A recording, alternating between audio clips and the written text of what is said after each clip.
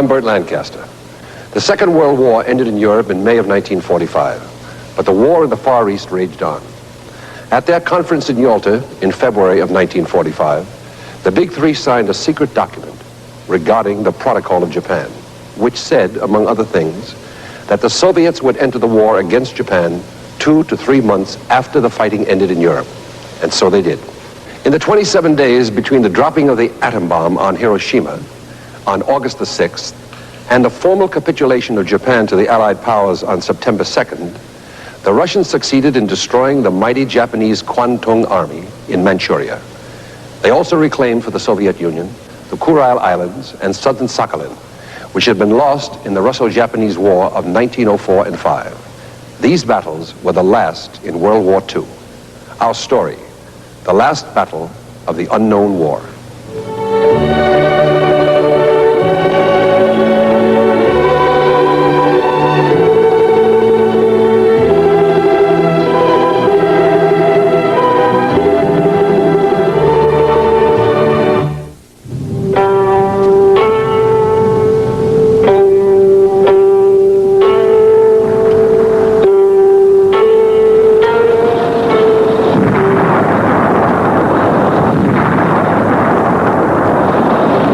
German tanks on the Volga in the summer of 1942, less than an hour away from Stalingrad. Thus far, the Germans were proud of their achievements at Stalingrad. They hoped to impress Japan's ambassador in Berlin with them.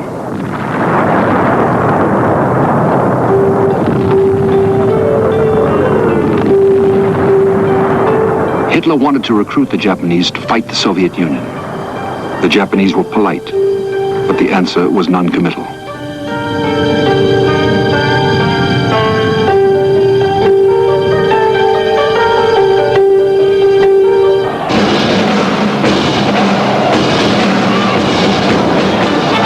During the early 1930s, the Germans and the Japanese demonstrated to the rest of the world that they had much in common.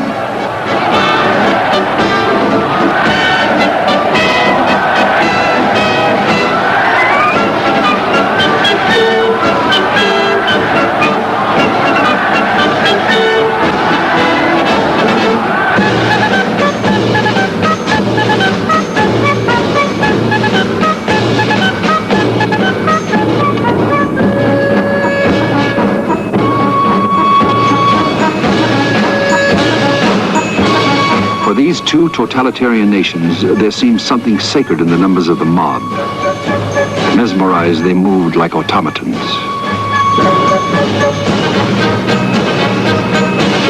Highly industrialized, determinedly imperialistic, thoroughly disciplined, Japan and Germany armed themselves at top speed.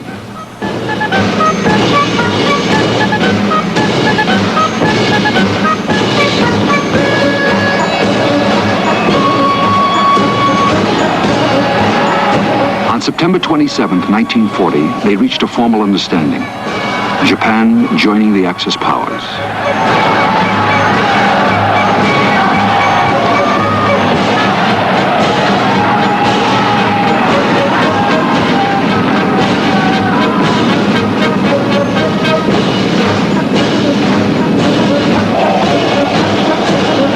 Three nations of a single mind, three demagogues.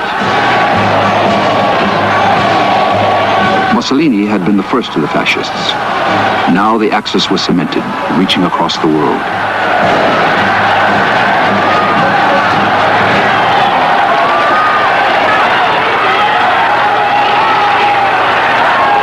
Reaching deliberately to the most impressionable. Passing on the cult of violence.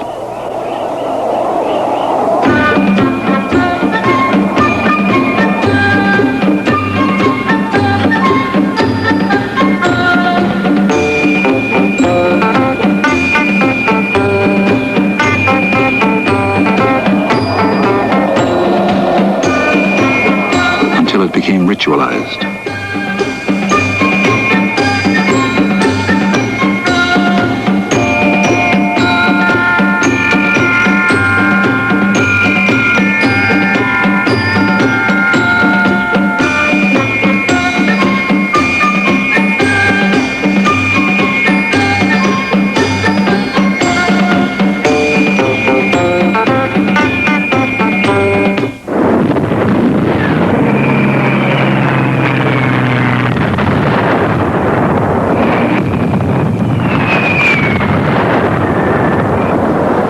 1931, Japanese troops entered China, flooding through the north. There in Manchuria, they set up the puppet state of Manchukuo.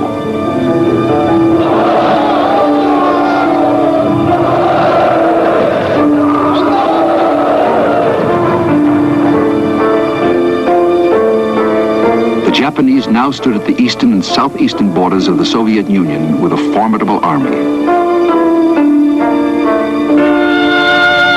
In 1938, there was a border incident at Lake Hassan.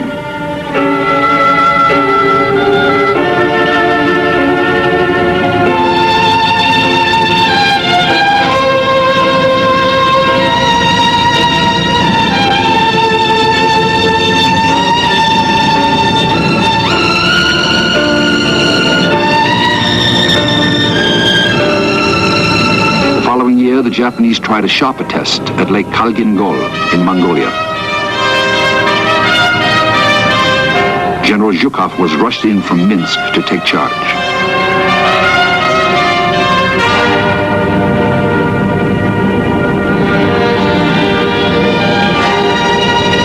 In alliance with the Soviets were troops of the Mongolian People's Republic.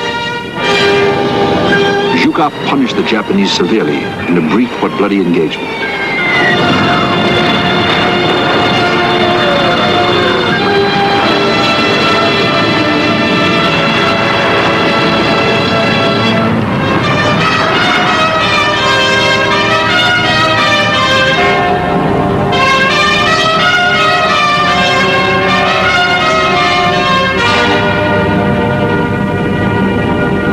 An encounter the Japanese fought over as they removed their dead. When the Nazis made overtures, the Japanese recalled their adventure in Mongolia.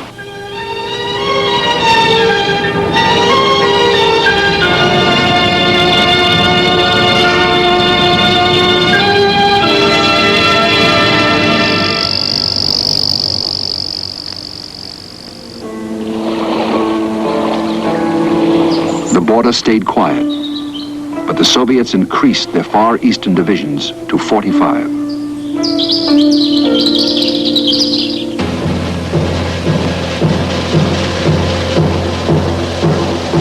The Kwantung Army across the frontier was powerful.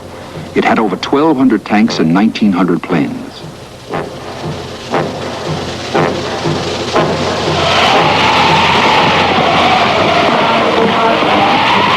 The intention of these specialized troops bothered the Soviets.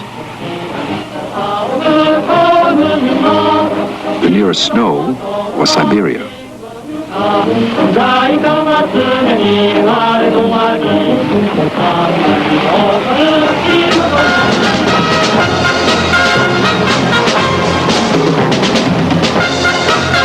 The Japanese Air Force had demonstrated its effectiveness over the cities of China.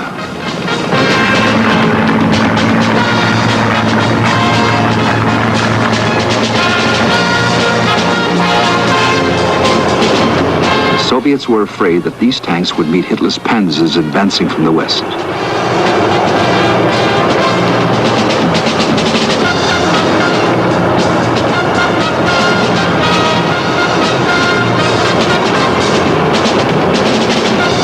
After the United States, the Japanese had the most powerful fleet in the Pacific, and it was at home in northern waters.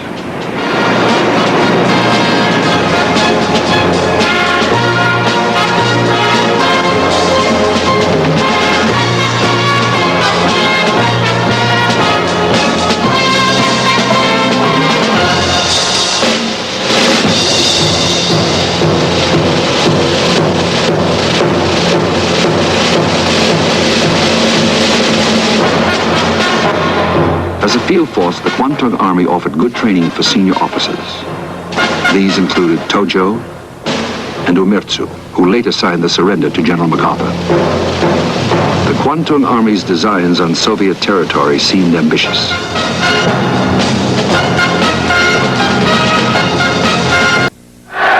Japan's Axis partner began his war in Western Europe in September 1939.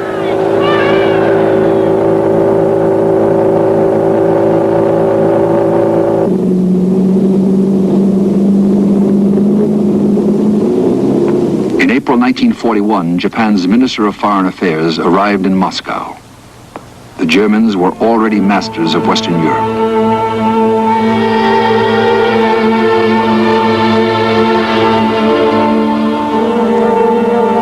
The Soviet Union and Japan signed a neutrality pact. With luck, the pact would secure the Soviet Union's far eastern borders should war with Germany come.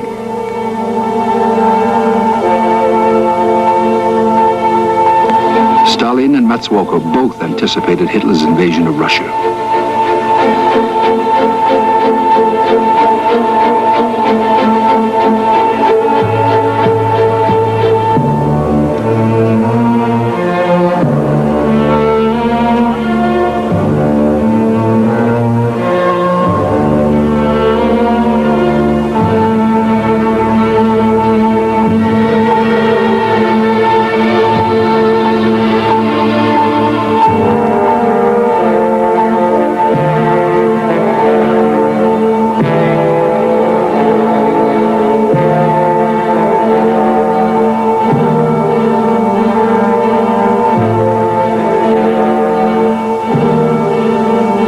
Stalin made much of Matsuoka, the Japanese minister. Later, Stalin bade Matsuoka farewell at the railroad station, in person, something he'd never done before.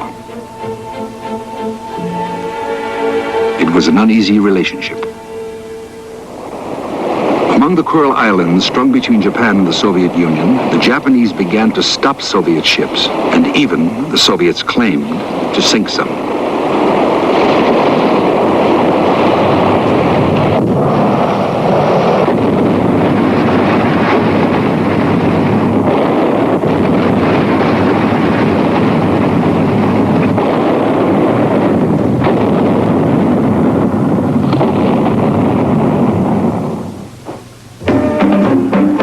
Purposes, the Japanese extended their triple alliance with Germany and Italy to include Manchukuo.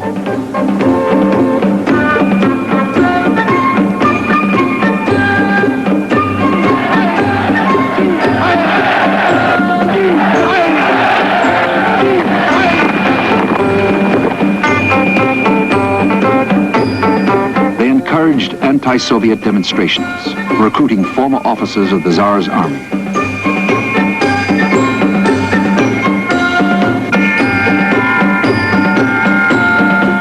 In their schools, the Japanese preached the expansion of empire.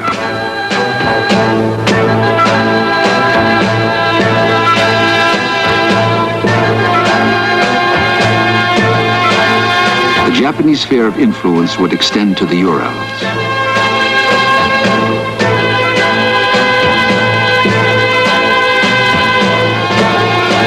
Through China, to India, over Southeast Asia and into Australia, so the Soviets claimed. On November 7th, 1941, Stalin reviewed the first wartime parade in Red Square. The soldiers marched straight to the front.